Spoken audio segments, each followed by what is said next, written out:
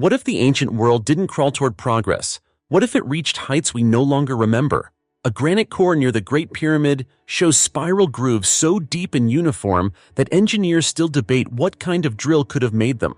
In Saqqara, 100-ton granite boxes sit in narrow tunnels, their interiors polished so flat they look machine-finished.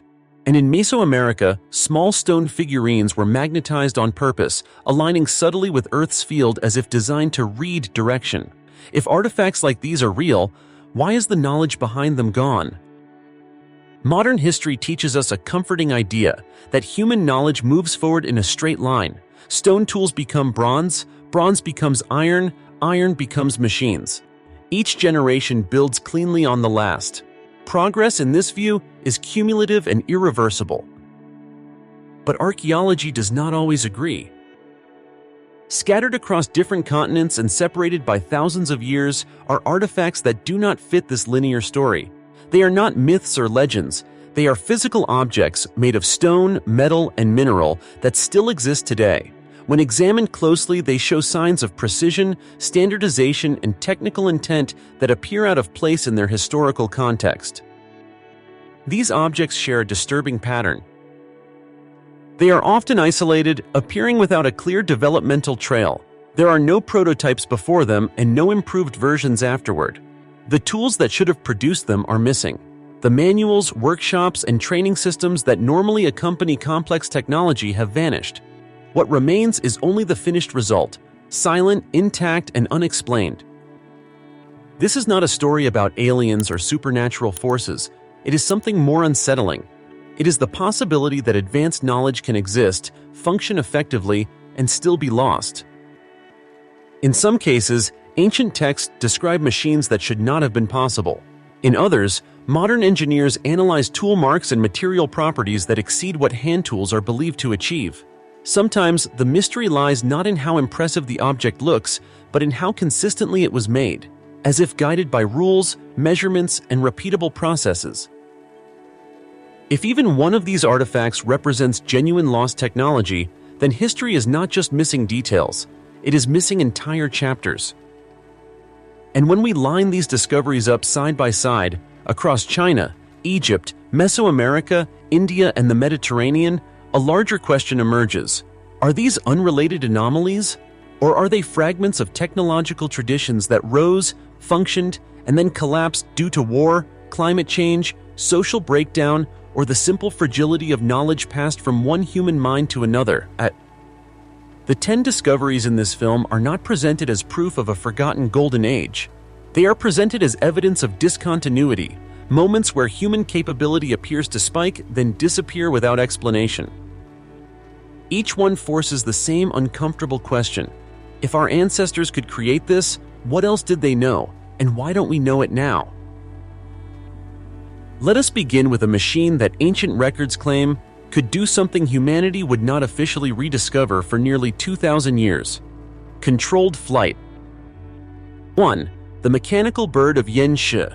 Controlled flight in ancient China. In the 3rd century BCE, during the Zhou dynasty, an event was recorded that still unsettles historians and engineers alike. It appears in the Liesi, a classical Taoist text, not as myth or allegory, but as a court account. A master craftsman named Yan Shi arrived at the royal court of King Mu carrying a carefully wrapped wooden object. The king assumed it was ceremonial, perhaps a carved animal or symbolic offering. What Yan Shi revealed instead defied every technical expectation of the age. It was a life-sized mechanical bird. According to the text, the bird was not decorative. When placed on the ground and adjusted by its creator, it lifted itself into the air, stabilized its body, circled the courtyard, altered its wing positions mid-flight, and returned smoothly to its starting point. This was not a passive glider carried by wind. It was described as powered, controlled, and repeatable. At a time when even basic aerodynamic principles were unknown, this object behaved like a machine designed with them in mind. Shocked, the king ordered the bird to be dismantled immediately. Court scribes documented what they found inside. The interior contained a complex mechanical system: gears, joints, levers, axles, and interlocking components arranged as a unified assembly. The language used to describe it closely resembles how we would describe mechanical automation, not sculpture. Even more unsettling, the text states that Yan Shi had built other machines as well. Some were humanoid automatons capable of walking, bowing, and performing coordinated gestures. When one of these was taken apart, its interior revealed carved wooden structures resembling tendons, organs, and articulated joints, a form of mechanical mimicry far closer to primitive robotics than ritual art. And then the record ends. There are no surviving examples, no workshops, no schematics, no technological descendants. Chinese engineering history resumes its expected path as if this episode never happened. This creates a problem that cannot be dismissed easily. The Liezi is not a single outlier text. It belongs to a broader philosophical tradition that records natural phenomena, tools, and observations with surprising precision. If the mechanical bird was symbolic, why describe its internal structure in such detail? If it was fictional, why frame it as a court demonstration rather than a parable? And if it was real, the implications are profound. Controlled flight requires an understanding of balance, lift, weight distribution, and mechanical coordination. These are not accidental achievements. They imply systematic experimentation and repeatable knowledge. Yet none of that knowledge survived. The mechanical bird of Yan Shi stands as a perfect example of a technology that appears fully formed, then vanishes, a peak without a slope, a machine without a lineage. If such a device could exist once and disappear entirely, the question is no longer whether ancient people were capable of advanced engineering.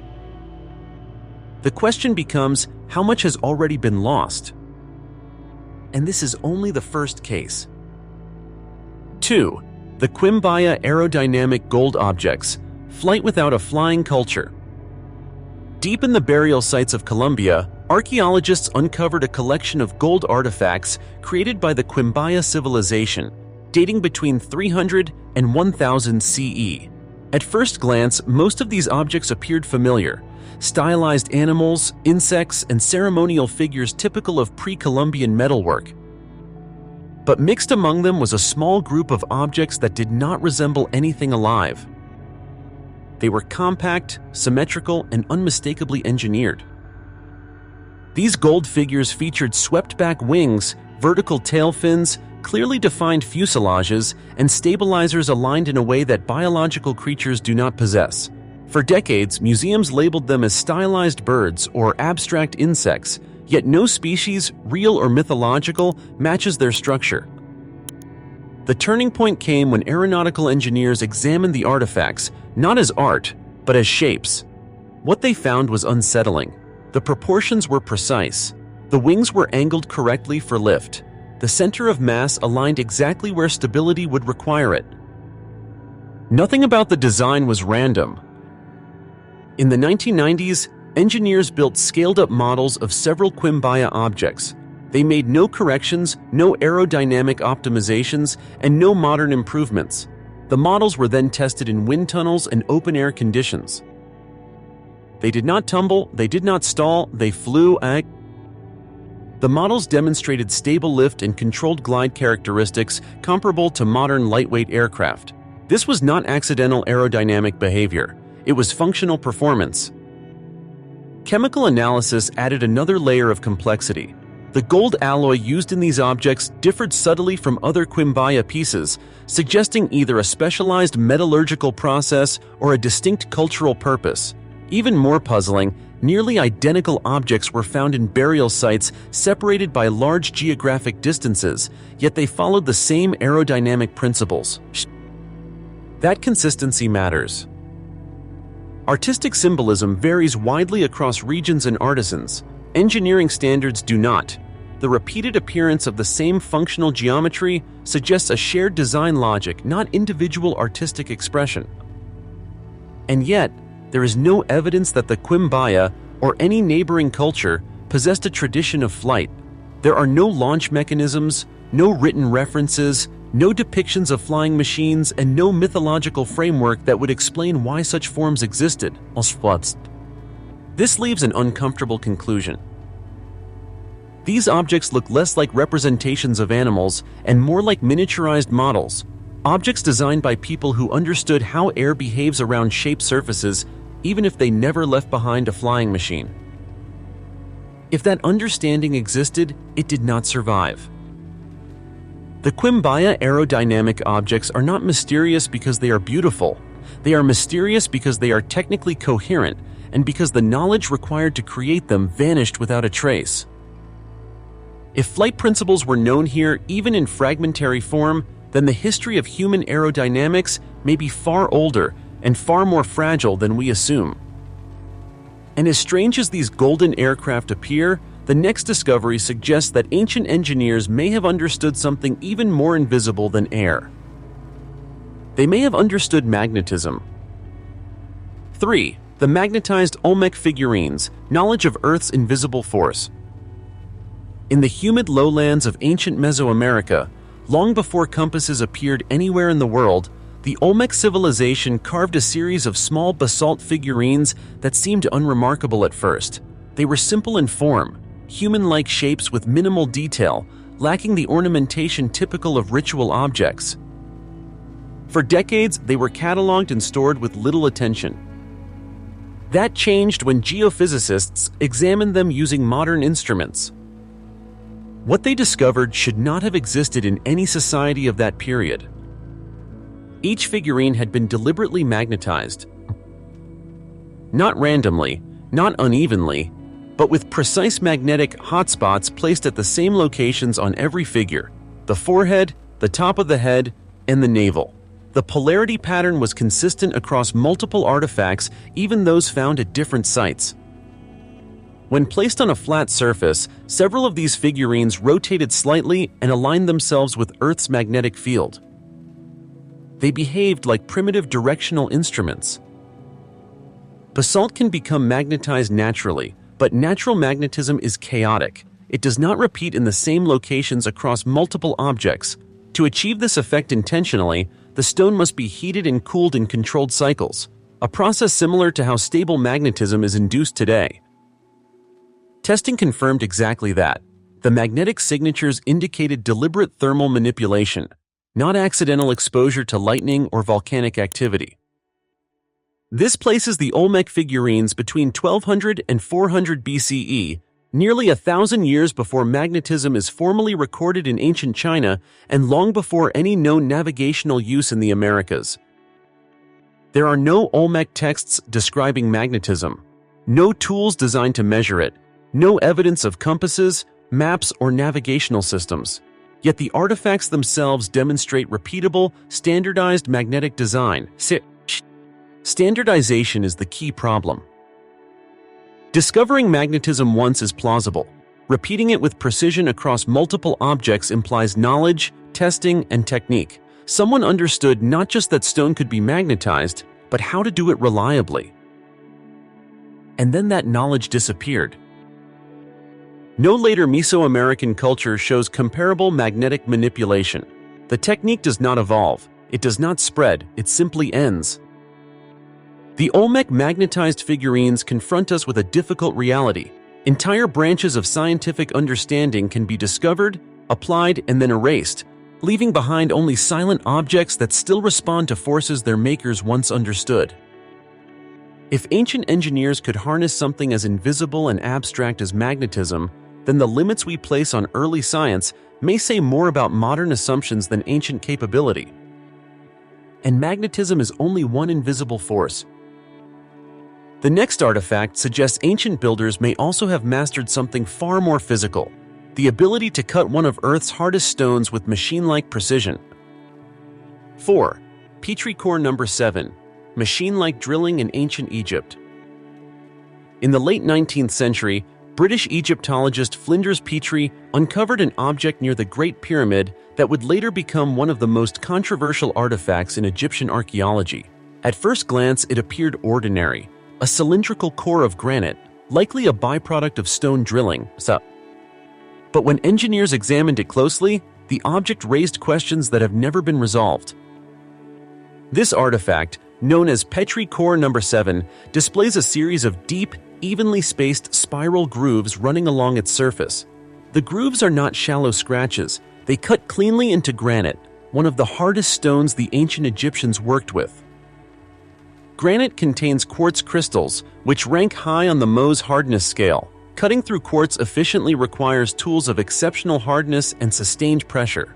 Ancient copper or bronze drills, even with abrasive sand, typically leave slow, uneven, shallow marks. Petrichor number 7 shows the opposite. The spiral grooves are uniform in depth and width, indicating that the drill advanced through the stone at a constant rate. Modern engineers calculated that the feed rate implied by the grooves far exceeds what could be achieved by hand-powered drilling using known ancient tools. Even more troubling, microscopic analysis revealed that the drill bit appeared to slice through quartz crystals cleanly rather than fracturing them.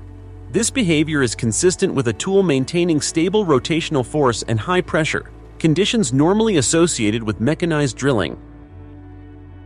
Petrie himself was disturbed by the find. He noted that the precision suggested a level of stoneworking beyond the capacity of the tools we know. Similar cores and drill marks have since been identified at other Egyptian sites, showing that this was not a one-off anomaly. And yet, no such drilling equipment has ever been found.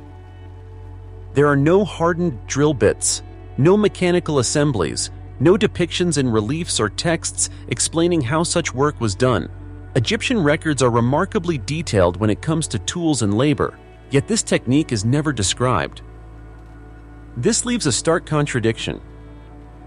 Either the Egyptians possessed a method of drilling granite that modern archaeology has failed to identify, or our assumptions about their technological limits are incomplete. Petrichor number 7 is not mysterious because it is old. It is mysterious because it bears the signature of a process, not improvisation.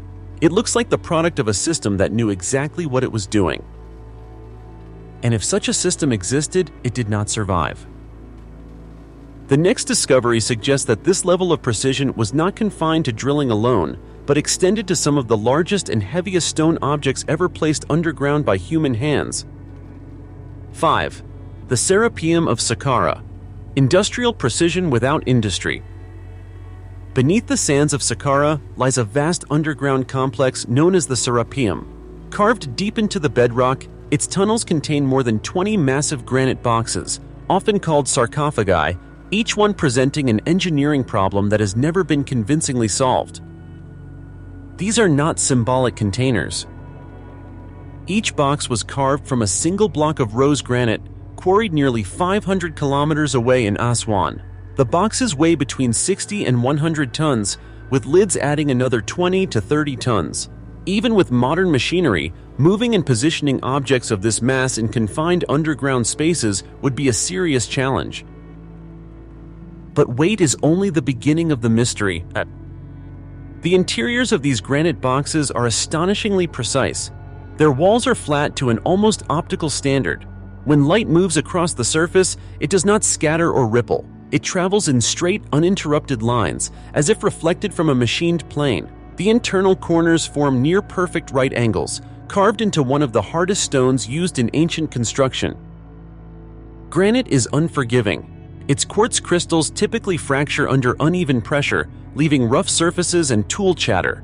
Yet the tool marks inside the Serapeum boxes are long, continuous, and uniform, maintaining consistent depth and direction across the entire surface. They do not resemble the marks left by chisels or pounding stones. They resemble the output of a stable, high-force cutting process. Then there is the problem of placement. The tunnels leading to the chambers include turns, bottlenecks, and narrow passages that would make it impossible to move a 100-ton box into position after construction. The chamber walls show no signs of widening or modification. This indicates that the boxes must have been placed before the tunnels were sealed, yet no ramps, cranes, or lifting systems capable of performing such a task have ever been identified. Every box follows the same standards of size, finish, and alignment. That consistency matters. It suggests planning, measurement, and repeatable technique, not improvisation. Whatever process was used, it was not experimental. It was confident. Traditional explanations identify the boxes as ceremonial containers for the sacred Apis bulls. But ritual purpose does not explain the level of precision involved. Religious symbolism does not require mirror-flat granite interiors accurate to fractions of a millimeter. Engineering does. The Serapeum boxes confront us with an uncomfortable possibility: that ancient Egypt possessed stoneworking and transport capabilities that exceeded what their surviving tools suggest. If those capabilities existed, they were later lost or deliberately abandoned. And when we step back, a pattern becomes clear. First, we saw evidence of advanced drilling. Now we see evidence of large-scale precision finishing and placement. These are not isolated skills. They belong to a system. If that system collapsed, it left behind monuments without manuals, objects so exact that they still challenge modern understanding, yet mute about how they were made. And Egypt is not the only civilization where lost material knowledge left its mark. The next discovery shifts from stone to chemistry, revealing a construction technology so durable that it has outlasted nearly everything built after it. Yet the method behind it was forgotten for more than 1,000 years. 6. Roman self-healing concrete, a formula that refused to die. Across the Mediterranean, the ruins of ancient Rome present a paradox. Harbors still stand against crashing waves. Seawalls remain intact after 2,000 years of saltwater exposure.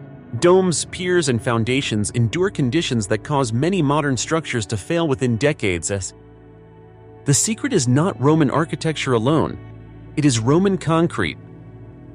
Unlike modern concrete, which gradually weakens as cracks form and water seeps in, Roman concrete behaves differently. When fractures appear, the material heals itself. For centuries, historians assumed this durability was accidental. Only recently did material scientists begin to understand what was actually happening at a chemical level. Roman concrete was made using a precise combination of volcanic ash, aggregates, and an ingredient modern builders were taught to avoid: quicklime. When the concrete was mixed and poured, fragments of lime remained embedded within the structure. As cracks formed over time, water entered and reacted with these lime inclusions, triggering a chemical process that produced new crystalline growth. The cracks sealed themselves. Laboratory analysis confirmed that these reactions were not random. They followed predictable pathways that restored structural integrity, especially in marine environments where modern concrete degrades fastest. In effect, Roman builders had engineered a dynamic material, one that responded to damage instead of passively deteriorating. This raises a critical question. How did ancient builders understand a chemical process that modern science only explained in the 21st century? Roman engineers left behind extensive records, treatises on roads, aqueducts, and military construction. And yet, the exact formulation of this concrete was never fully documented. Over time, as volcanic sources changed, trade networks collapsed, and building traditions shifted, the knowledge faded. By the Middle Ages, the formula was gone. For more than 1,000 years, no civilization reproduced concrete with comparable longevity. Modern concrete, optimized for speed and cost, sacrifices durability and self-repair. Only recently have researchers begun trying to reverse engineer Roman methods, often with partial success but never complete fidelity. The most unsettling part is this: Roman concrete was not a miracle discovered once. It was used systematically and at scale across an empire. Which means it was teachable, it was repeatable, and it was trusted. And yet, when the social systems that supported that knowledge collapsed, the technology went with them. Roman self-healing concrete is a reminder that progress does not always fail because of ignorance. Sometimes it fails because knowledge requires continuity, and continuity is fragile. The next discovery takes us from chemistry to metallurgy, revealing a material so advanced that even with modern furnaces, its original method of creation remains elusive. Wootz steel, the metallurgical knowledge that disappeared. Long before industrial furnaces and modern metallurgy, ancient smiths in southern India produced a material that would become legendary across the world. It was known as Wootz steel, a high-carbon steel so refined that, centuries later, it formed the basis of what we now call Damascus steel. To those who encountered weapons made from it, wood seemed almost unnatural. Blades forged from this material were exceptionally hard, capable of holding a razor-sharp edge, yet also flexible enough to bend without shattering. Historical accounts describe swords that could cut through armor and still remain intact, performance that appears contradictory even by modern standards. When scientists examined surviving Woot's blades under microscopes, the mystery deepened. The steel contained a complex microstructure, networks of carbides arranged in repeating patterns at the nanoscale. These structures are not decorative. They are responsible for the blade's unique combination of strength, elasticity, and edge retention. Producing them requires precise control over carbon content, temperature, cooling rate, and time. This is not casual craftsmanship. It is controlled materials science. Ancient Indian metallurgists created woots by sealing iron, carbon-rich materials, and trace elements inside crucibles, then heating them for extended periods at carefully regulated temperatures. Even slight deviations would destroy the internal structure.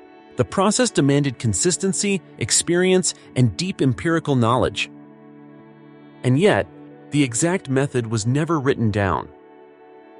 As trade routes shifted and political systems changed, the production centers disappeared. By the time European metallurgists encountered Damascus blades centuries later, the original Woot steel supply had already declined.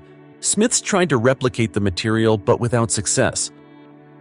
Modern laboratories have come close. Using advanced furnaces and analytical tools, researchers can approximate Woots-like structures, but perfect replication remains elusive. The original balance achieved by ancient craftsmen has not been fully restored. This presents a difficult truth. A civilization once mastered a metallurgical process that modern science still struggles to reproduce exactly, not because we lack intelligence, but because the chain of knowledge was broken. Woot's steel demonstrates that technological sophistication does not require modern theory. It requires continuity, skills passed from master to apprentice, generation after generation. When that chain snaps, the technology does not degrade gradually, it disappears. And if a material as tangible as steel can vanish from human capability, then more subtle technologies may be even easier to lose. The next artifact suggests that ancient civilizations may have also mastered something far more delicate than metallurgy, the ability to shape light itself. 8. The Nimrud lens, shaping light in the ancient world. In the ruins of ancient Assyria, among the remains of the city of Nimrud, archaeologists uncovered a small object that was easy to overlook. It was no larger than a coin and made of clear crystal quartz. At first, it was catalogued as a decorative inlay or ritual ornament. Closer examination revealed something else. The object was a carefully shaped lens. Known today as the Nimrud lens, it dates to around 750 BCE. Its surfaces are not irregular or accidental. They are intentionally curved, ground, and polished in a way that allows the crystal to magnify and focus light. When tested, the lens produces measurable optical effects consistent with deliberate design. This immediately raises a problem. Creating a functional lens requires more than shaping stone. It demands an understanding, whether theoretical or empirical, of how light bends, converges, and distorts when passing through transparent materials. The curvature must be controlled. The symmetry must be intentional. Errors of a few millimeters destroy optical usefulness. And yet, there is no surviving Assyrian text describing optics. There are no diagrams of lenses, no written explanations of refraction, no known optical instruments preserved from the same culture. If the lens was part of a system, the rest of that system is gone. What could it have been used for? Some researchers suggest practical applications, magnifying fine engravings, aiding precision craftsmanship, or starting controlled fires. Others point toward astronomy, using lenses to sharpen observations of the night sky. None of these possibilities can be confirmed because no optical assemblies remain. That absence is the core of the mystery. The Nimrud lens is not impressive because it exists. It is impressive because it implies infrastructure without evidence. A single lens is rarely useful on its own. Lenses belong to traditions, methods of grinding, standards of curvature, and intended purposes passed through practice. If such a tradition existed, it did not survive. The lens stands alone, detached from any known technological lineage. Like many artifacts before it, it appears fully formed, without a visible evolutionary path leading to it, or away from it. This forces a difficult conclusion. Ancient civilizations may have developed ways to manipulate light centuries before optics became a formal science, only to lose that knowledge entirely. When the context vanished, the object remained, mute proof of a capability we can no longer trace. And light is not the only medium ancient builders may have understood with surprising precision. The next site suggests they also mastered stoneworking at a scale and accuracy that predates agriculture itself. 9. Göbekli Tepe, precision stonework before civilization itself. High on a limestone plateau in modern-day Turkey stands Göbekli Tepe, a site so old that it rewrote the timeline of human history the moment it was properly excavated. Radiocarbon dating places its construction at around 9600 BCE, more than 6,000 years before Stonehenge, and long before the invention of agriculture, pottery, or metal tools. By every conventional definition, the people who built Göbekli Tepe were hunter-gatherers. And yet, what they left behind defies that label. The site consists of massive T-shaped stone pillars, some reaching 6 meters in height and weighing up to 20 tons. These pillars were not roughly hacked into shape. They were carefully carved, smoothed, and decorated with high-relief engravings of animals, foxes, snakes, birds, executed with clean lines and consistent depth. This level of workmanship presents an immediate problem. Carving stone at this scale requires planning, coordination, and sustained effort. The surfaces at Göbekli Tepe show intentional geometry, symmetry, and standardized proportions. The pillars were not placed randomly. They were arranged in circular enclosures with clear spatial logic, as if guided by architectural principles. Yet the builders had no metal tools, no draft animals, no wheeled transport, no permanent settlements. Even more puzzling, Göbekli Tepe does not appear to be the beginning of something. There is no gradual improvement from crude to refined. The earliest layers already show high technical confidence, and after several centuries of use, the site was deliberately buried. Not abandoned, not destroyed, intentionally covered. After that, the tradition vanishes. There are no later sites that refine the techniques seen here. No continuation of large-scale precision stone carving among nearby cultures for thousands of years. The skill does not spread outward, it disappears. This contradicts one of archaeology's deepest assumptions, that complex construction follows settled life, surplus food, and hierarchical societies. Göbekli Tepe suggests the opposite, that advanced organizational and technical capabilities can exist first, and that civilization may follow technology, not precede it. If so, then the builders of Göbekli Tepe possessed a form of knowledge, how to quarry, shape, transport, and erect massive stones with precision that did not survive their society. What remains is not just an ancient monument, but a technological orphan, evidence of capability without descendants. And if such a sophisticated tradition could arise before farming, only to vanish completely, then the loss of knowledge is not an exception in human history. It may be the rule. The final discovery brings this pattern to its most subtle form, one that leaves no obvious tool marks at all, but instead manipulates something far more intangible, sound itself. 10. The Hypogeum of Malta, engineering the human mind with sound. Beneath the surface of Malta lies an underground structure unlike anything else from the ancient world. Known as the Hal Saflieni Hypogeum, it was carved between 3600 and 3300 BCE entirely by hand into solid limestone. It is not a natural cave. It is a designed space, layered, intentional, and acoustically precise. At first, the hypogeum appears ceremonial. Chambers, corridors, and niches cut deep into the rock. But one room in particular changes everything.